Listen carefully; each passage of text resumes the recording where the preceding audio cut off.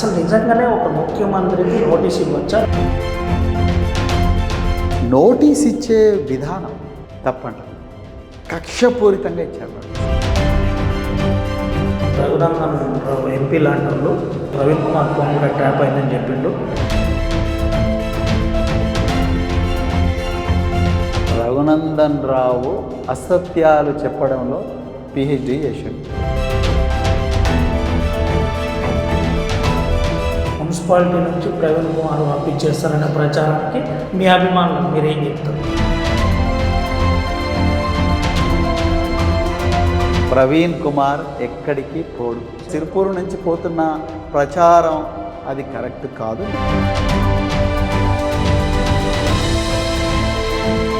Welcome to RTV. నిన్న SIT విచారణ అంతా కూడా హైదరాబాద్లో కేసీఆర్ గారి అంశంలో ఏం జరిగింది, ఫోన్ ట్యాపింగ్ అంశంలో ఏ విధంగా జరిగింది, మనతో పాటు ఆర్ఎస్ ప్రవీణ్ గారు రిటైర్డ్ ఐపీఎస్ ఆఫీసర్, మనతో సార్తో మాట్లాడినాం. మ్యారేజ్ తీసుకున్న విషయం తెలిసింది.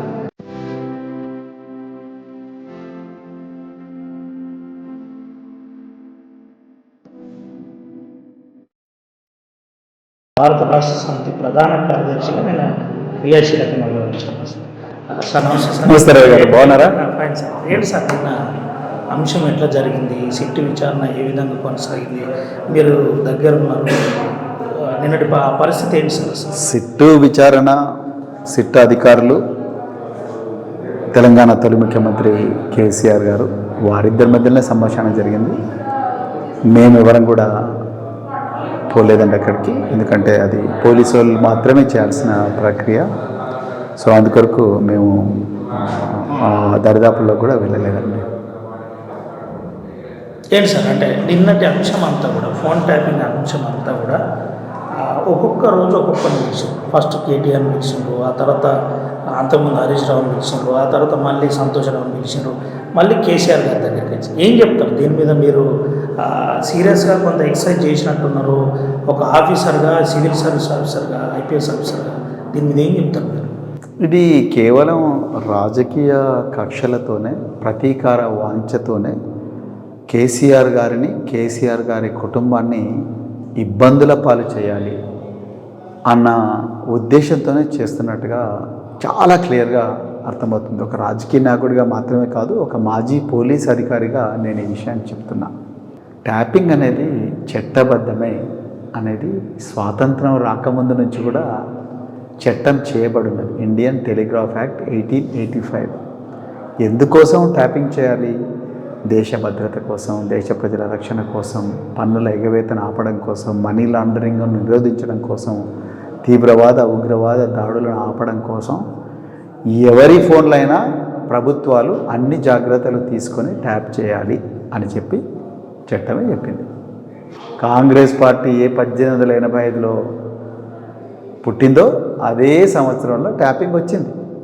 రెండవది, ఇదే కాంగ్రెస్ పార్టీకి ప్రధానమంత్రిగా ఉండి ఈ దేశాన్ని 10 సంవత్సరాలు పరిపాలించిన గౌరవ డాక్టర్ మన్మోహన్ సింగ్ గారు వారు సజీవంగా ఉన్నప్పుడు మేము 9,000 ఫోన్లు దేశ భద్రత కోసం, మనీ లాండరింగ్ కోసం ఆపడం కోసం, పన్నుల ఎగవేతను ఆపడం కోసం, వ్యవస్థీకృత నేరాలను నిరోధించడం కోసం ట్యాప్ చేసామని వారు కూడా చెప్పారు. అదంతా పబ్లిక్ డొమైన్లో ఉన్నది. 500 ఈమెయిల్స్ను మానిటర్ చేసినామని కూడా చెప్పిండు రెగ్యులర్గా. ప్రధానమంత్రి, మాజీ ప్రధానమంత్రి చెప్పిండు, చట్టం చెప్తున్నది. సుప్రీంకోర్టు జడ్జిమెంట్స్ 2 చెప్పినాయి, 1995లో, అదేవిధంగా 2017లో గౌరవ సుప్రీంకోర్టే ట్యాపింగ్ చేయండి, కానీ ఈ మార్గదర్శకాలు తీసుకోండి, వ్యక్తిగత స్వేచ్ఛకు భంగం కలిగించకుండా చూడండి, ట్యాపింగ్ తీసుకోండి, చట్టమే చెప్పింది. మరి చట్టం చెప్పిన తర్వాత అది చట్టబద్ధం ఎట్లయితుంది? ఇవాళ ఉదయమే నేను సిట్ చీఫ్ ఈమెయిల్ చూశాను, అంటే ట్వీట్ చూశాను. Shri K Chandrashekar Rao has been questioned or examined in illegal tapping case అంటున్నారు. అసలు tapping is not at all illegal. Tapping is very much legal. Tapping అనేది చట్టబద్ధమైనది, దానికి మార్గదర్శకాలు ఉన్నాయి. ఏది చేసినా ఒక్క అధికారి మాత్రమే చేయలేడు, రాజకీయ నాయకులకు సంబంధం ఉండదు. పోలీసు శాఖలో గోప్యనీయంగా జరిగే కార్యక్రమం. 1,50,000 మంది పోలీసులు ఉంటే 1,50,000 మంది పోలీసులో కేవలం ఒక 100 మంది పోలీసులకు మాత్రమే తెలిసే కార్యక్రమం. ఆ ఏ డిపార్ట్మెంట్లో చేస్తారు, ఏ రూమ్లో చేస్తారు, ఏ పరికరాలతో చేస్తారు, ఏ టెక్నాలజీతో చేస్తారు అనేది పోలీసు శాఖలో 99.99% ఆఫీసర్లకు తెలియదు, తెలియనివ్వరు, తెలుసుకోవాలని ఎవరు కూడా ప్రయత్నం చెయ్యరు. ఇది దేశ భద్రతకు సంబంధించిన అంశం. మన పక్కనే చైనా ఉంది, పక్కనే పాకిస్తాన్ ఉంది, కింద శ్రీలంక ఉంది, రైట్ సైడ్ బంగ్లాదేశ్ ఉంది, పక్కనే అమెరికా ఉన్నాయి, ఇంకా రకరకాల దేశాలు. భారతదేశంలో ఏం జరుగుతుంది అనేది తెలుసుకోవాలని కుతూహలంతో ఉంటారు. వాళ్ళ పని వాళ్ళు మన దేశాన్ని డీస్టెబిలైజ్ చేయాలని చూస్తారు, అతలాకుతలం చేయాలని చూస్తారు. ఇవాళ ట్యాపింగ్ ఎలాగ జరుగుతుందో, ఏ విధంగా ఫోన్లు ట్యాప్ చేశారు, దాని ప్రొసీజర్ ఏంటి అనేది ఇలా కోర్టుల్లో రిమాండ్ సీడీల రూపంలో రేవంత్ రెడ్డి ప్రభుత్వం సబ్మిట్ చేసింది. అవి పబ్లిక్ డొమైన్లో పెట్టారు. దీని మీద రోజు ధారావాహికంగా పత్రికల్లో వస్తుంది. వాళ్ళు రేపు పొద్దున చూడరాండి శత్రు దేశాలు ఇవన్నీ. ఎంత బాధ్యతారాహిత్యమైన చర్య. పోలీసుల్లో 0.001% మాత్రమే పోలీసులకు తెలిసిన 1% పోలీసులకు మాత్రమే తెలిసిన ఈ ప్రక్రియను ఈరోజు ఎర్రగడ్డ రైతు బజార్లో, ఆసిఫాబాద్ మార్కెట్లో, కాగజ్ నగర్ మిల్లులో, మంచిర్యాల బస్టాండ్లో, ఎక్కడ పడితే అక్కడ ప్రజలు మాట్లాడుకునే దయనీయమైన స్థితికి ఈ వ్యవస్థను దిగజార్చారు. అది మాకు చాలా బాధగా ఉంది. ఇక మీరు రెండవది, కేసీఆర్ గారిని ఏ బేసిస్ మీద పిలుస్తారు? అసలు ఒక ముఖ్యమంత్రికి తెలుస్తాయి ఇవన్నీ? ముఖ్యమంత్రికి పోలీస్ శాఖలో 0.001% మాత్రమే పోలీసులకు మాత్రమే తెలిసిన ప్రక్రియను ఒక గౌరవ ముఖ్యమంత్రి, అది రేవంత్ రెడ్డి గారైనా, కేసీఆర్ గారైనా, ఇంకెవరైనా, వాళ్ళకు తెలిసే అవకాశమే లేదు. ఎట్లా తెలుస్తుంది? వాళ్ళకి తెలియనియారు పోలీసులు. నేను మళ్ళీ చెప్తున్నా, ఒక పోలీస్ ఆఫీసర్గా ఎట్టి పరిస్థితుల్లో కూడా ఇది ఒక ఇంటెలిజెన్స్ చీఫ్, నిఘా సంస్థల అధిపతి చెప్పకూడదు కూడా. ఎందుకంటే ఈరోజు ముఖ్యమంత్రి రేపు ప్రతిపక్ష నాయకుడు కావచ్చు, ఈనాటి ప్రతిపక్ష నాయకుడు రేపు ముఖ్యమంత్రి కావచ్చు.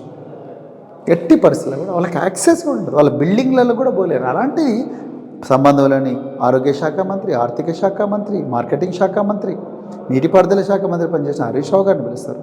పరిశ్రమల శాఖ మంత్రి, ఐటీ శాఖ మంత్రి, పంచాయతీరాజ్ శాఖ మంత్రి, రూరల్ డెవలప్మెంట్ శాఖ మంత్రి, మున్సిపల్ అభివృద్ధి శాఖ మంత్రిగా పనిచేసిన కేటీఆర్ గారిని పిలుస్తారు. వాళ్ళు ఎప్పుడైనా హోంశాఖలో పనిచేస్తారా? మీకు ఇది కూడా చెప్తానండి, హోంశాఖ మంత్రి కూడా ట్యాపింగ్ ఎట్లా జరుగుతుందో తెలియదు. అలాంటిది కేసీఆర్ గారి కుటుంబాన్ని తీసుకొచ్చి ఇంత ఘోరంగా చిత్రహింసలు ఎందుకు పెట్టాలండి? ఆయన ఏం పాపం చేసిండు? తెలంగాణ కోసం పోరాటం చేసిందా ఆయన పాపం? తెలంగాణను అద్భుతంగా దేశంలో నెంబర్ 1 స్థానంలో పెట్టడం ఆయన చేసిన పాపమా? ఏంటి అసలు? ఆయన తెలంగాణ తీసుకురావడం పాపమా, లేకపోతే తెలంగాణ అద్భుతంగా పరిపాలించడం పాపమా? అసమర్థులైన అధికారులకు విపరీతమైన అవకాశాలు ఇవ్వడం పాపమా? కోట్లాది మందికి నీళ్ళు ఇవ్వడం పాపమా, లేకపోతే 1 కోటి ఎకరాల భూమికి నీళ్ళు ఇవ్వడం పాపమా, ప్రపంచ రికార్డు సృష్టించిన కాళేశ్వరం నిర్మించడం పాపమా? ఏందని చేసిన? ఎందుకు ఇంత కసి రేవంత్ రెడ్డికి కేసీఆర్ మీద? గత ప్రభుత్వంలో కూడా ఇదే సజ్జనాలు మంచి పోస్టింగ్లో లాండ్ పోస్టింగ్ చేసిండ్రు, సిటీ కమిషన్లో కొద్ది రోజులు నడిచింది. అటువంటిది మళ్ళీ ఆర్టీసీ ఎండీగా పంపించి కొంత ప్రక్షాళన. ఇప్పుడు అదే సిట్టు నిన్న విచారణ చేసింది. ఆ విచారణలో కొంతమంది 10 మందితో నిన్న అడిగి పంపించేసి ఆ ఎంక్వైరీలో అసలు నిజంగానే ఒక ముఖ్యమంత్రికి నోటీస్ ఇవ్వచ్చా? నోటీస్ ఇస్తే మొదటి విడతలో ఒకసారి నోటీస్ ఇచ్చి రెండో విడతలో కూడా కంటిన్యూ. ఇది ఎట్లా చూడొచ్చు? ఒక పోలీస్ ఆఫీసర్, మాజీ పోలీస్ ఆఫీసర్గా సెక్షన్ 160 సిఆర్పిసి ప్రకారం ఒక కేసులో పరిశోధించే అధికారికి ఆ కేసుకు సంబంధించిన సమాచారం ఎవరి దగ్గర ఉందని ఆయనకు అవగాహన వచ్చినా, అలాంటి ఆధారాలు లభిస్తే ఆ వ్యక్తి దగ్గరికి పోయి, సార్ మిమ్మల్ని ఎగ్జామిన్ చేయాలనుకుంటాం, ఈ కేసు బలంగా కావడానికి, నిందితులకు శిక్ష పడడానికి మీ సహకారం అవసరం అని చెప్పి అడగొచ్చండి, తప్పులేదు. అది ముఖ్యమంత్రి అయినా ప్రధానమంత్రి అయినా ఎవరికైనా నోటీస్ ఇవ్వచ్చు, అది పెద్ద ఇష్యూ కాదు. కానీ నోటీస్ ఇచ్చే విధానం తప్పంట. కక్షపూరితంగా ఇచ్చారు నోటీస్. మీరు ఆలోచించండి ఒకసారి. ఒక మాజీ ముఖ్యమంత్రి, ప్రతిపక్ష పార్టీ నాయకుడు, కేంద్ర మంత్రిగా పనిచేసిన వ్యక్తి, పార్లమెంటేరియన్గా పనిచేసిన వ్యక్తి, ఎన్నోసార్లు ఎమ్మెల్యేగా గెలిచిన వ్యక్తి, 50 సంవత్సరాల రాజకీయ జీవితం ఉన్న వ్యక్తి, మాజీ ముఖ్యమంత్రి. అలాంటి వ్యక్తికి జెడ్ కేటగిరీ సెక్యూరిటీ ఇస్తారు పోలీసు వాళ్ళు. ఆ పోలీసు వాళ్ళు ఏ ఇంటి దగ్గర నివాసం ఉంటారు అనేది ఇప్పుడున్న ప్రభుత్వంలో ఇంటెలిజెన్స్ డిపార్ట్మెంట్కు పర్ఫెక్ట్ తెలుసు.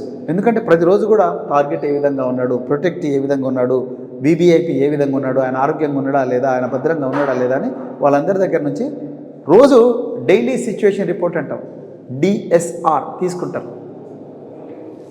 అదేవిధంగా సీతక్క గారు, కొండా సురేఖ గారు మేడారం సమ్మక్క సారక్క జాతర ఆహ్వాన పత్రికను మర్కూక్ మండలం ఎర్రవెల్లిలో కేసీఆర్ గారి నివాసానికి తీసుకుపోయి ఇచ్చారు. పొన్నం ప్రభాకర్ గారు తెలంగాణ తల్లి విగ్రహాన్ని మేము ఏర్పాటు చేస్తున్నాం సార్, మీరు రావాలి సెక్రటరియట్కు అని చెప్పేసి మళ్ళీ ఒక ఆహ్వాన పత్రిక అదే మర్కూక్ మండలం ఎర్రవెల్లి గ్రామాన్ని తీసుకుపోయి ఇచ్చారు. కానీ కేసీఆర్ గారికి నోటీసు మాత్రం ఒకరోజు ముందు ఏమని ఇచ్చారు, మీ అఫీషియల్స్ రికార్డ్ ప్రకారం మీరు నందినగర్ బంజారా హిల్స్లో ఉన్నట్టుగా ఉంది మా దగ్గర, అందుకొరకు మీరు దయచేసి అక్కడికి రండి. వారు వెంటనే అయ్యా నేను నందినగర్లో ఉండడం లేదు, మా అక్కడ ఎవరు కూడా ఉండలేదు, ఖాళీగా ఉంది ఇల్లు, మీరు దయచేసి నేను రాలేను, నా 65 సంవత్సరాల వయసు పడ్డాను, మీరు దయచేసి మీరు ఇక్కడ తీసుకోండి, మీరు ఇక్కడ వచ్చి నా ఏమని అడిగితే అన్నీ చెప్తా అంటున్నాడు. ఇక్కడ చెప్పడానికి ఏమీ లేదు, ఆయన కూడా మీరు ఏమో సందేహాలు నివృత్తి చేసుకోవాలనుకుంటున్నారు కాబట్టి దయచేసి మా ఇంటికి వచ్చి చేసుకోండి. ఏం చేయాలి, కొంచెం ఆలోచించాలి కదా. మీ కంట్రోల్లో ఉన్న పోలీసులే ఆయన కాపాడుతున్నారు, మీ మంత్రులేమో వాళ్ళ ఇంటి దగ్గర పోతారు, మీరు మాత్రం కక్షపూరితంగా నందినగర్ గోడ మీద రాత్రికి దొంగల్లాగా అంటించిపోతారు పోలీసులు. నిజంగా నోటీసులు ఎప్పుడు అంటిస్తారు తెలుసా రవి గారు?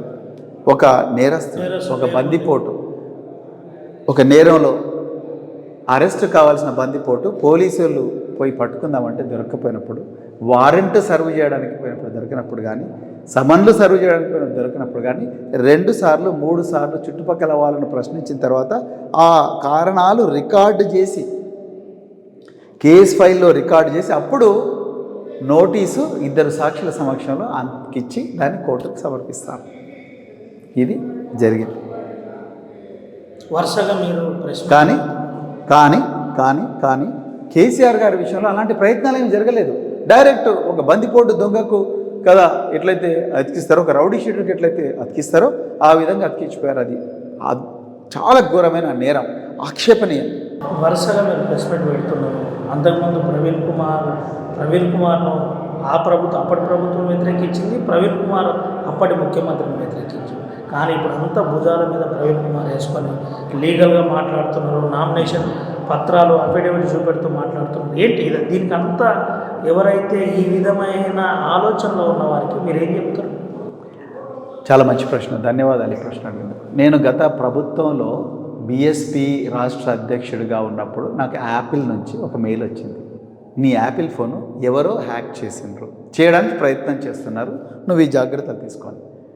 అది వెంటనే దాన్ని ప్రింట్అవుట్ తీసుకొని హైదరాబాద్ నగర పోలీస్ కమిషనర్ ఆనంద్ గారికి ఇచ్చి, సార్ నా ఫోను హ్యాక్ అవుతుంది, దయచేసి మీరు ఆ నిధుల మీద చర్య తీసుకోండి. నాకు వచ్చిన యాపిల్ మెయిల్లో ఇది బీజేపీ గవర్నమెంట్ చేస్తుందా, బీఆర్ఎస్ గవర్నమెంట్ చేస్తుందా ఏం చెప్పలేదు అని. మాకు ఎవరైనా ఫర్దర్ సమాచారం తెలిస్తే చెప్తాము అని చెప్పారు. పాయింట్ నెంబర్ 1, ఆ రోజు పౌరుడిగా, ఒక ప్రతిపక్ష పార్టీలో ఉన్న నాయకుడిగా అది నా బాధ్యత. నా ఫోన్లే హ్యాక్ చేయడానికి ఎవరో ప్రయత్నిస్తుంటే నేను గొంతెత్తకపోతే ఇంకా సామాన్య ప్రజల పరిస్థితి ఏంటని చెప్పి నేను చెప్పాను. ఈరోజు ప్రభుత్వంలో లేను, కానీ నేను ఒక పార్టీలో ఉన్నాను, బీఆర్ఎస్ పార్టీలో ప్రధాన కార్యదర్శి హోదాలో ఉన్నాను. మా పార్టీ అధినేత కేసీఆర్ గారి మీద, మా పార్టీలో ఉండే సీనియర్ నాయకుల మీద వ్యక్తిత్వ హననం చేస్తూ, చేయని ట్యాపింగ్ను వీళ్ళు చేసినట్టుగా చూపిస్తూ, అశ్లీలమైన థంబ్నెయిల్స్ పెట్టి వాళ్ళ ప్రశాంతతను భంగం చేస్తూ, వాళ్ళ వ్యక్తిత్వాన్ని హననం చేస్తూ, వాళ్ళ కుటుంబాల్లో చిచ్చు పెట్టే ప్రయత్నం చేస్తూ, క్యాడర్లను వాళ్ళ నుంచి దూరంగా చేసే ప్రయత్నం చేస్తుంటే ఒక ప్రధాన కార్యదర్శిగా నేను ఈ తప్పును తప్పని చెప్పాల్సిన అవసరం ఉంది, నిజాలను ప్రజల ముందర పెట్టాల్సిన అవసరం ఉంది. అందుకొరకు నేను పని చేస్తున్నాను, వాస్తవాలు ప్రజల ముందర పెడుతున్నాను. నేను రేవంత్ రెడ్డి గారి మీదనో, లేకపోతే హైదరాబాద్ పోలీస్ కమిషనర్ మీదనో, డీజీపీ మీదనో, హోంమంత్రి మీదనో, మంత్రుల మీదనో నేను వాళ్ళ వ్యక్తిత్వాన్ని హననం చేయడం, వాస్తవాలు చట్ట ప్రకారం ఏం జరిగింది, ఏం జరగాలి, ఏం చేయాలనేది ప్రజల ముందర పెడుతున్నా. అది ప్రజలు అర్థం చేసుకునే విధానంలో ఎట్లుంది సార్? నిన్న విచారణ అనంతరం మీరు కేసీఆర్ గారిని కలిసిండ్రు, ఏం చర్చ జరిగింది, ఏం క్వశ్చన్లు అడుగుతున్నారు, ఏంటి అసలు పరిస్థితి? కేసీఆర్ గారు 50 సంవత్సరాల రాజకీయ జీవితం అది. వారు పోలీసు వాళ్ళే వారి నుంచి నేర్చుకోవాలి తప్ప పోలీసు వాళ్ళు ఆయనను పరీక్షించడం అనేది అది అయ్యే పని కాదు. అది మా అందరికీ తెలుసు, ఆయన దగ్గర పనిచేసిన అధికారులుగా నేను అదే చెప్పాను. 50 సంవత్సరాల రాజకీయ జీవితం ఉన్న ఒక మహానేత, ఒక దేశ భౌగోళిక స్వరూపాన్నే మార్చిన ఒక మహా పోరాట యోధుడు, ఆయన దగ్గరికి పోయి 9 మంది చిన్న పోలీస్ అధికారులు కాదు కదా, 90 మంది ఎమ్మెల్యేలు అయినా కేసీఆర్ గారు ఏ విధంగా ఆన్సర్ చెప్పాలనేది ఆయనకు స్టైల్ ఉంది. ఆ స్టైల్లోనే వారు ఆన్సర్ చెప్తారు. అధికారిగా ఇప్పుడు కేసీఆర్ గారు ఆయన స్టైల్ మార్చుకుంటారండి అనుకోను, వారికి ఒక స్టైల్ ఉంది. ఆ స్టైల్ ప్రకారం ఆన్సర్ చెప్తారు. Statesmen basically. సో ఒక దార్శనికుడు, స్టేట్స్మెన్. రాష్ట్రంలో నా రాష్ట్రం ఏ డైరెక్షన్లో పోవాలి, ఏ దిశలో పోవాలి, నా రాష్ట్రం 4 కోట్ల మంది ప్రజలు ఏ విధంగా సంతోషాలతో బతకాలని ఆలోచించే ఒక ఏమంటారు, ఒక బెనవలెంట్ పొలిటీషియన్. కాబట్టి కేసీఆర్ గారు ఈ చిన్న చిన్న ప్రశ్నలు, సార్ మీరు ఈ ఫోన్ నెంబర్ ఇచ్చారా, ఆ ఫోన్ నెంబర్ ఇచ్చారా, ఈ ఫోన్ నెంబర్ ఇచ్చారంటే ఆయన నవ్వడం తప్ప ఏం చేస్తారండి? అసలు వాళ్ళకి సంబంధం లేని విషయం ఇది. అందుకొరకు ఆయన, నాకు తెలిసినంత వరకు, మేము డీప్గా అడగలేదు వారిని ఏం అడిగారు ఏంటనేది, కానీ నాకు తెలిసినంత వరకు వారిని, సార్ మీకు ఈ విధంగా ఈ జరిగిందని మీ దృష్టికి వచ్చిందా లేదా అనేది న్యాచురల్గా చెప్తారు. ఆఫీసర్లు ఫైల్స్ ఎట్లా మూవ్ చేస్తారు అంటే వాటి విషయాల మీద అడిగారు. ముఖ్యమంత్రి ఎప్పుడు కూడా తన సొంత నిర్ణయాలు ఎవరు కూడా తీసుకోరు. అపాయింట్మెంట్స్లో కానీ ప్రతిదీ కూడా కేస్ ఆఫీసర్ స్థాయి వ్యక్తి కూడా ఈ ఫోన్ నంబర్ ఇస్తున్నా. ఎగ్జాక్ట్లీ. నాకు చాలా ఆ ప్రశ్నలు చాలా సిల్లీగా ఉంటాయి. ఆ ప్రశ్న చాలా సిల్లీ చేయరండి. ప్రచారం జరుగుతుంటే వ్యక్తిత్వ హననం. రేవంత్ రెడ్డి గారికి ప్రధానంగా ఆయనకుండే ఇది బలహీనత ఏంటంటే, అతను ఈ ప్రజల మీద ఇచ్చిన హామీలు నెరవేర్చలేకపోతున్నాడు. అతని వల్ల కాదు. అతను ఓపెన్గా చెప్పిండు, మోసం చేయకపోతే ప్రజలు ఎట్లా నమ్ముతారని. రెండవది, అతనికి ఉండే బలం ఏంటంటే అటెన్షన్ డైవర్షన్. ప్రతి దాన్ని కూడా కంటిన్యూస్గా అసలు విషయం నుంచి ప్రజల దృష్టి మరలిస్తూ ఉంటాడు కంటిన్యూస్గా.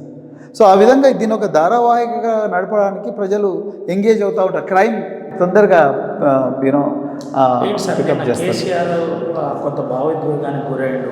ఉద్యమ కార్యాచరణ ఇదే నందినగర్ నుంచి చేసిన కేసీఆర్ అటువంటి ఇదే నందినగర్లో విచారణ ఎదుర్కోవాల్సి వచ్చింది.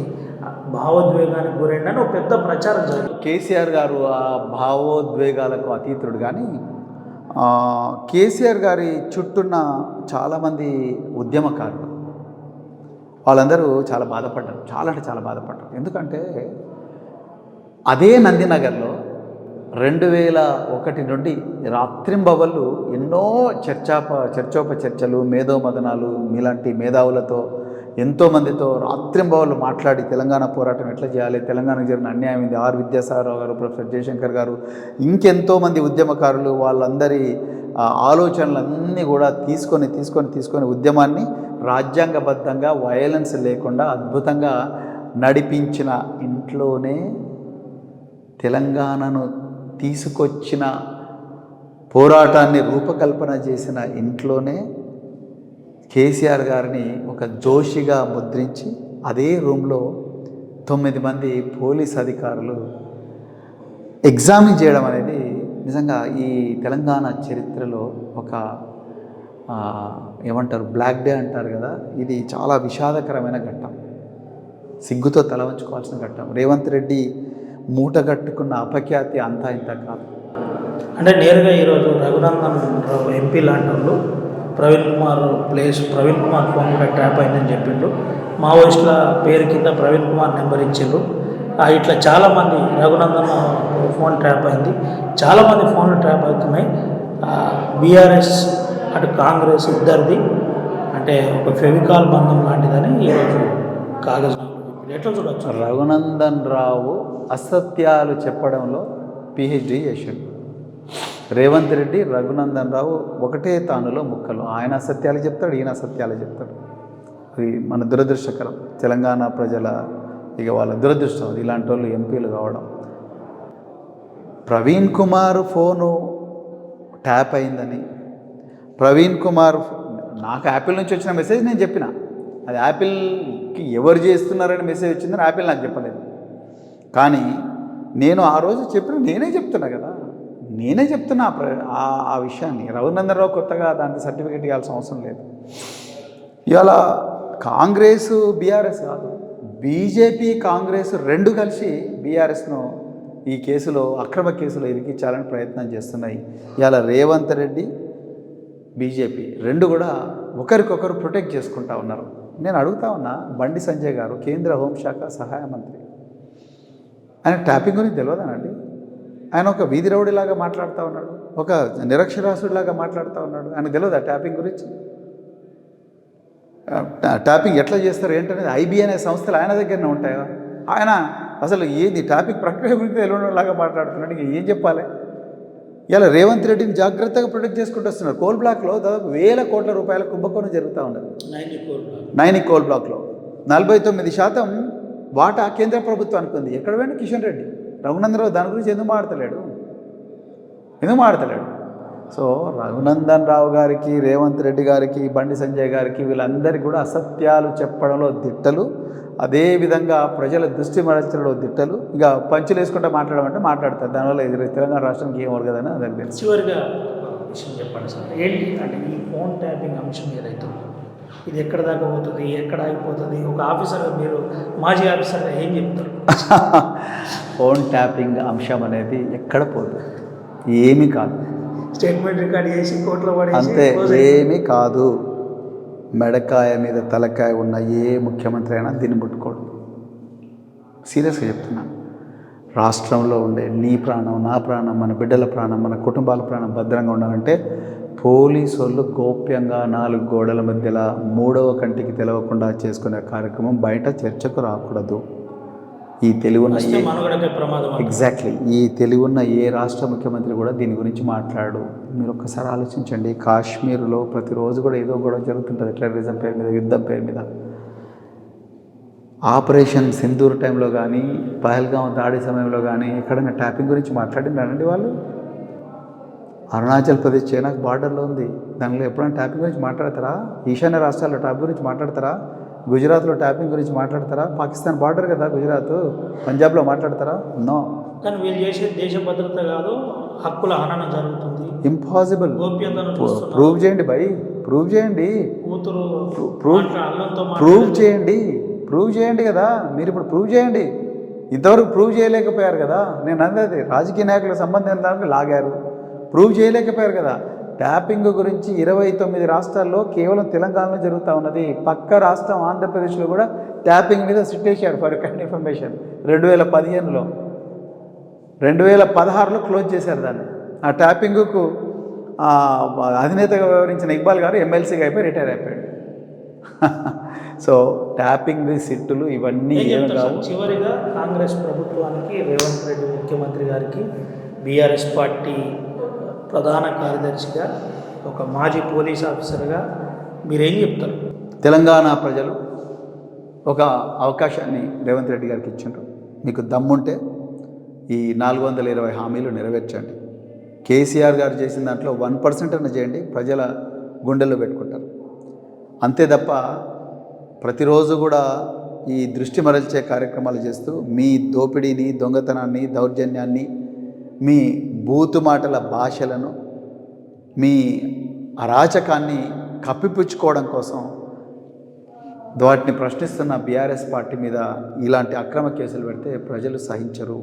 అదేవిధంగా తెలంగాణ సృష్టికి మూలకారకులైన కేసీఆర్ గారిని, వారి కుటుంబాన్ని వేధిస్తే రాష్ట్ర ప్రజలు నిన్న తిరగబడ్డారు. ఒక శాంపుల్ చూసిండ్రు. రాబోయే రోజులు ఇట్లనే వేధించుకుంటూ పోతే మాత్రం తప్పకుండా మీకు మనుగడ ఉండదు, మీ పార్టీకి మనుగడ ఉండదు. అందుకొరకే ప్రజలందరూ కూడా దయచేసి ఈ ప్రభుత్వం నెరవేరిన హామీల మీదనే మనం పోరాడాలి. యూరియా మీద పోరాడాలి. మన విద్యార్థుల జీవితాలు పిట్టల్లాగా ఏరిపోతూ ఉన్నాయి, వాటి మీద పోరాడాలి. బకాయిల మీద పోరాడాలి. పట్టణ ప్రగతి నిధులు రావడం లేదు, దాని మీద పోరాడాలి. మున్సిపాలిటీలు పూర్తిగా చెత్త కుండీలుగా మారిపోయినాయి, వాటి మీద పోరాటం చేయాలి. అంతే తప్ప ఈ రేవంత్ రెడ్డి కావాలని అటెన్షన్ డైవర్షన్ కార్యక్రమాలు ఏవైతే చేస్తున్నాడో, రామ్జీ నగర్ దొంగలలాగా దృష్టి మరల్చే కార్యక్రమాలు ఏవైతే చేస్తున్నారో వాటి నుంచి, వాటి వలలో చిక్కుకోగలదని నేను తెలంగాణ ప్రజలు చెప్తూ, కాంగ్రెసు బీజేపీలు కలిసి ఆడుతున్న ఈ నాటకాన్ని ప్రజలందరూ కూడా గమనిస్తున్నారు. బీఆర్ఎస్ కార్యకర్తలు కూడా గమనించాలని చెప్పి చివరిగా ఒక చిన్న కన్ఫ్యూజన్. మున్సిపాలిటీ నుంచి ప్రవీణ్ కుమార్ పంపించేస్తారనే ప్రచారానికి మీ అభిమానులు మీరేం చెప్తారు? మిమ్మల్ని ఇబ్బంది పెట్టండి ఈ అంశం. ప్రవీణ్ కుమార్ ఎక్కడికి పోడు, సిర్పూర్లోనే ఉంటాడు. ప్రవీణ్ కుమార్ ఉంటాడు. రొటీన్ కాదు. ప్రవీణ్ కుమార్ అంటే సిర్పూరు వాసి ప్రవీణ్ కుమార్. నాకు కోసినిలో 3-8 మా ఇంటి, మీకు ఎప్పుడైనా ఎవరైనా ప్రజలకు మీకు ఏమైనా సమస్యలు ఉన్నా దయచేసి మా ఇంటికి రండి. మీకు ఎప్పుడైనా ఛాయ్ తాగాలన్నా మా ఇంటికి రండి, నేనే ఛాయ్ చేసి పెడతా. కోసిని నా స్వగ్రామం. నేను కోసినిలోనే ఉంటున్నాను, కోసిన్లోనే ఉంటాను. నాకు సమయం దొరికినప్పుడల్లా ఇటువైపు వస్తానండి. నేను ఇక్కడ ఓటర్ను. నేను అంతే తప్ప సిరిపూర్ నుంచి పోతున్న ప్రచారం అది కరెక్ట్ కాదు. నేను కోసిన్న మా గ్రామం. అదేవిధంగా పార్టీ ఏ కార్యక్రమం ఇచ్చినా చేస్తాను. పార్టీ తీసుకున్న ఏ నిర్ణయాన్ని కూడా నేను గౌరవిస్తాను. కానీ సిరిపూర్ ప్రజల అభివృద్ధికి కట్టుబడి ఉంటాను. సిర్పూర్తోనే ఉంటారు. సిరిపూర్తోనే ఉంటాను. సిరిపూర్ ప్రజల అభివృద్ధికి కట్టుబడి ఉంటాను. పార్టీ ఇచ్చే ఏ నిర్ణయాన్ని గౌరవిస్తాను. పార్టీ అధినేత కేసీఆర్ గారు తీసుకున్న ఏ నిర్ణయాన్నైనా కూడా తప్ప కేసీఆర్ గారు, కేటీఆర్ గారు తీసుకున్న ఏ నిర్ణయం గౌరవిస్తాను. పార్టీ అన్నిటికన్నా ముఖ్యం, వ్యక్తుల కన్నా పార్టీ ముఖ్యం. మున్సిపల్ ఎన్నికలు అన్ని గెలవబోతున్నారు సార్. 100% గెలుస్తాను. 100% గెలుస్తాను. 100% గెలుస్తాను. Thank you very much. ఇది పరిస్థితి. సిర్పూర్లోనే ఉంటున్నా, ఎటు పోవట్లేదని మళ్ళీ క్లియర్గా చెప్పండి. మీతోటే ఉంటా, కాన్స్టిట్యూన్సీ అభివృద్ధి కోసం నేను పనిచేస్తూనే ఉంటాను. మీ ఏం ఇబ్బంది ఉన్నా పోసి నా ఇంటికి రావచ్చు. దీంతో పాటు నిన్న జరిగిన ఫోన్ ట్యాపింగ్ అంశంలో కొన్ని ముఖ్యమైన అంశాలు ఆర్టీతో ఎక్స్క్లూజివ్గా మాట్లాడుతూ నిన్న 10 మంది అధికారులు రావడం జరిగింది. వచ్చి మాట్లాడి ముఖ్యమంత్రి స్టేట్మెంట్ రికార్డ్ చేసుకొని పోయారు. ఇదంతా కూడా ఒక రకంగా పేపర్కు పరిమితం అవుతుంది, దేనికి పనిచేయదు. నిజంగానే మాజీ ముఖ్యమంత్రిని ఇబ్బంది పెట్టే ప్రయత్నమే రేవంత్ రెడ్డి ప్రభుత్వం, కాంగ్రెస్ పార్టీ చేస్తుందని క్లియర్గా చెప్పారు. దీంతోపాటు జరిగేదేముండదు, కావాలని ఇబ్బంది పెడతారు. ఉద్యమ నాయకుల్ని ఈ విధంగా చేయడం ఒక రకంగా నిన్న తెలంగాణ సమాజం అంతా బాధపడ్డది. నేను ప్రధాన కార్యదర్శిగా ఖచ్చితంగా నా గొంతు లేపుతాను.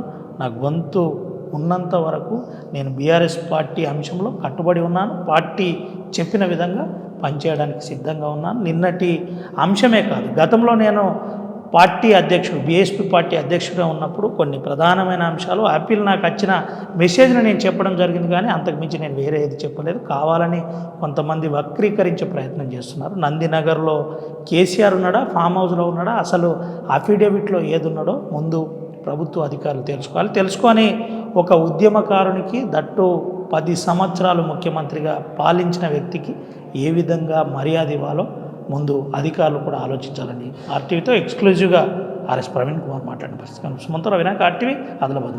Local to global news at your finger tips. మీ చేతిలో ఒక ఆయుధం.